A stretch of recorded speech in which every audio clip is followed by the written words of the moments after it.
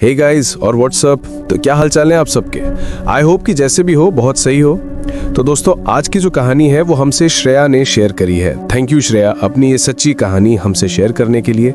और आज की जो कहानी है ना उसमें हमें पता चलेगा कि कैसे कोई इंसान जलन के चलते किसी की जिंदगी इस हद तक खराब कर सकता है। कहानी आगे बढ़ाऊं इससे पहले हमें कुछ नाम जानने पड़ेंगे, तो मैं कुछ लोगों के नाम बता रहा हूं, प्लीज थोड़ा ध्यान देना। श्रेया के फादर का नाम था अशोक, श्रेया के चाचा जी का नाम था अतुल, श्रेया की दादी का नाम था आशा और श्रेया के जो बाबा थे उनका नाम था राम सिंह। और इस इंसिडेंट के बाद श्रेया के चाचा जी अतुल मेंटली पूरी तरीके से डिसेबल हो गए। राम सिंह की नौकरी काफी अच्छी थी, वो भी उस जमाने में जब आमतौर पर लोगों की इतनी अच्छी जॉब हुआ नहीं करती थी। राम सिंह का परिवार और सौतेलों की जलन। राम सिंह की अच्छी जॉब की वजह से उनके घर में अच्छा खासा पैसा था। राम सिंह के पापा ने 2 शादियां करी थी। एक वाइफ से राम सिंह थे और दूसरी वाइफ से उनके बाकी सौतेले भाई हुए थे। एक घर में राम सिंह और उनकी फैमिली रह रही थी और दूसरे घर में अगल बगल में ही वो सौतेले भाई बहन और उनकी सौतेली माँ रहती थी। राम सिंह की अच्छी जॉब थी जिस वजह से उनकी शादी भी एक अच्छे खासे खानदान की लड़की आशा से होती है। शादी बहुत धूमधाम के साथ होती है और यही सारी तरक्की देखकर जो बगल में रह रही थी सौतेली माँ और सौतेले भाई बहन, वो सब राम सिंह और उनकी पूरी फैमिली से बहुत ज्यादा जलते थे, ढंग से बात तक नहीं करते थे। राम सिंह भी हमेशा उस फैमिली को अवॉइड करते थे, लेकिन राम सिंह को नहीं पता था कि इस जलन का जो खामियाजा था वो उनके बेटे अतुल को इस कदर चुकाना पड़ेगा। गोरखपुर के एक पुराने मोहल्ले में राम सिंह ने अपना पुराना मिट्टी और ईंट का घर तोड़कर नए तरीके से बनवाना शुरू किया। वो सीमेंटेड और नए स्टाइल का घर चाहते थे। उनकी सरकारी नौकरी थी, पैसा था और सोसाइटी में इज्जत भी, इसीलिए घर रिनोवेट करते वक्त उन्होंने नए टाइल्स, बड़ी खिड़कियां, सुंदर लॉन और एक अलग से गेस्ट रूम तक बनवाया। मोहल्ले के लोग कहते थे राम सिंह का घर तो शहर के सबसे अच्छे घरों में से एक है, लेकिन ये बात उनके सौतेले भाई और उनकी माँ को पसंद नहीं आई। जब भी कंस्ट्रक्शन होती वो तीनों घर की छत पर खड़े होकर देखते रहते और उनकी आंखों में जलन साफ साफ नजर आती थी। आशा को भी ये अजीब लगता था, पर राम सिंह बोलते थे इन लोगों को अवॉइड करो, कीचड़ पर पत्थर मारोगे तो तुम्हारे ऊपर भी आएगा।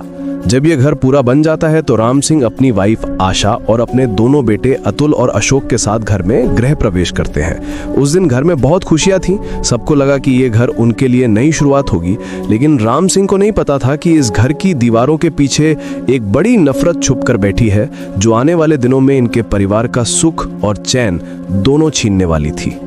नया घर बनने के बाद कुछ दिन तक सब ठीक रहा। आशा घर संभालती, अशोक पढ़ाई में बिजी रहता और सबसे छोटा अतुल जो करीब 8 साल का था वो तो घर की जान था। वो बहुत रोतड़ू था और हमेशा खेलता रहता था। अतुल की आदत थी शाम को दोस्तों के साथ क्रिकेट खेलना, लेकिन नए घर में शिफ्ट होने के कुछ ही हफ्तों बाद अतुल का बिहेवियर बदलने लगा। धीरे धीरे ये चीजें सबने नोटिस भी करी। अतुल जो हमेशा रोता रहता था या खेलता रहता था वो एकदम शांत होने लगा। खिलौने सामने होते पर वो खेलता ही नहीं। स्कूल में टीचर्स ने भी कहना शुरू किया कि अब उसका ध्यान कहीं और ही रहता है। सबसे अजीब बात तो ये थी कि अतुल को स्लीप वॉकिंग की दिक्कत आने लगी थी। अचानक आधी रात को उठकर कहीं भी चल पड़ता, कभी सीढ़ियों पे खड़ा मिलता है, कभी अंधेरे कमरे में छुपकर दीवार को घूरता रहता। उसकी हंसी जैसे कहीं खो गई थी, कभी बिना वजह चिल्लाने लग जाता, कभी खुद से बातें करने लग जाता। एक दिन आशा ने देखा अतुल खिड़की के पास खड़ा था और हवा में देखकर बोल रहा था, मैं तुमसे बात कर रहा हूं पर तुम सुन क्यों नहीं रही हो। आशा घबराकर पूछती है, बेटा तुम किससे बात कर रहे हो। तो अतुल एकदम एक्सप्रेशनलेस फेस के साथ बोलता है, उसी से जो हर रात मुझे बुलाता है। राम सिंह और आशा पहले समझे कि शायद अतुल किसी स्ट्रेस या स्कूल के प्रेशर में है, पर जैसे जैसे दिन बीते अतुल और भी अजीब होता गया। उसकी आंखें अक्सर लाल रहती जैसे सदियों से सोया ही नहीं है। पूरे दिन चुपचाप रहना और आधी रात को चीख पड़ना ये उसके लिए आम बात हो गई थी। कभी कभी तो उसकी आवाज भी बदल जाती, पतली बच्चे जैसी आवाज थी, पर कभी कभी इतनी भारी हो जाती जैसे मानो कोई मर्द बोल रहा हो। और आशा के लिए सबसे बड़ा झटका तब था जब एक रात उन्होंने अतुल को आईने के सामने खड़ा देखा। वो अपनी रिफ्लेक्शन को देखकर मुस्कुरा रहा था, पर मिरर में उसकी इमेज ही नहीं थी। ये देखने के बाद आशा समझ गई थी कि ये सब नॉर्मल नहीं है। ऐसा लग रहा था 3-4 लोग मिलकर अतुल के अंदर हैं और वो आवाज बोल रहे हैं। उस आवाज में अतुल सिर्फ एक ही चीज बोल रहा था, वो मुझे लेने आया है, मुझे जाने दो। राम सिंह अतुल को पकड़ते हैं पर अतुल एकदम एग्रेसिव हो जाता है। वो 8 साल का बच्चा उनके कंट्रोल के बाहर था। उसके अंदर एक अजीब सी ताकत आ गई थी। जैसे तैसे करके वो उसे थोड़ा कंट्रोल में लाते हैं और जैसे ही अपनी पकड़ थोड़ी ढीली करते हैं, अतुल एकदम से उनके हाथों से निकल जाता है और सीधा भागता है छत की तरफ। सब उसके पीछे भागते हैं, लेकिन अतुल को कोई पकड़ ही नहीं पाता। वो हंसते हंसते भाग रहा था।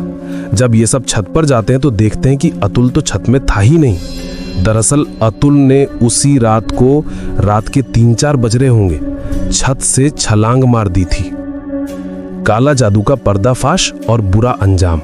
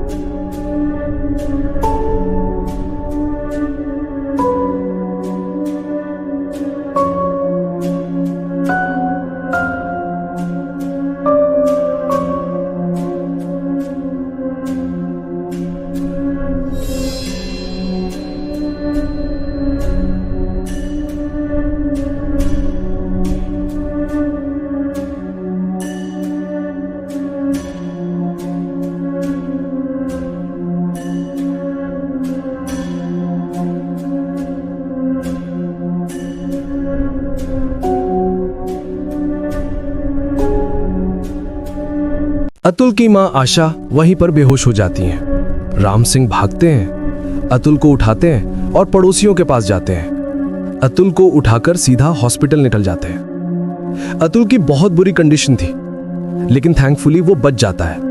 पर अभी भी अतुल को बहुत गहरी चोट आई थी, ऑपरेशन जरूरी था। राम सिंह वापस घर आते हैं। आशा और अशोक पड़ोसियों के घर पर थे। राम सिंह को घर में एक औरत चलती हुई दिखती है, जो भागती हुई अतुल के रूम में चली गई है। तभी उन्हें पड़ोसियों के घर से आशा की चिल्लाने की आवाज आती है। वो भागकर जाते हैं और आशा को समझाते हैं कि अतुल एकदम ठीक है, वो सेफ है। आशा की मां को जब फोन पर सारी चीजें पता चलती हैं, तो वो बोलती हैं कुछ भी हो जाए, हमें पंडित जी के पास जाना है, ये सब नॉर्मल नहीं है। पंडित जी आते हैं तो वो बताते हैं कि आपके घर में किसी ने काला जादू करवाया है और चीजें तब तक नॉर्मल नहीं होंगी जब तक वो चीजें तुम्हारे घर के अंदर से हट नहीं जाएंगी। राम सिंह पूरे घर की तलाशी लेते हैं, एक एक कोना छान मारते हैं, लेकिन उन्हें कुछ भी नहीं मिलता। फिर पंडित जी बताते हैं कि जो भी चीज है वो रखी नहीं गई है, गाड़ दी गई है। और वो बताते हैं कि जहां अतुल सोता है, ठीक उसी बेड के नीचे की टाइलें उखाड़ो। राम सिंह मजदूर लेकर जाते हैं, टाइलें उखाड़ते हैं और उसी बेड के नीचे एक कलश गड़ा हुआ था।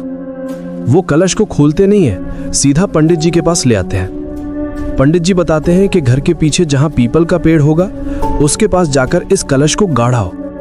राम सिंह जाकर कलश गाड़ देते हैं। पंडित जी उसके बाद घर में आते हैं और जहां कलश गड़ा हुआ था वहां गंगा जल से कुछ मंत्र पढ़ते हैं और छिड़क देते हैं। उसके बाद पूरे घर की शुद्धि कराई जाती है, हवन कराया जाता है। पंडित जी बताते हैं कि अब जो भी यहाँ चीज थी वो मौजूद नहीं है, सब कुछ ठीक हो गया है।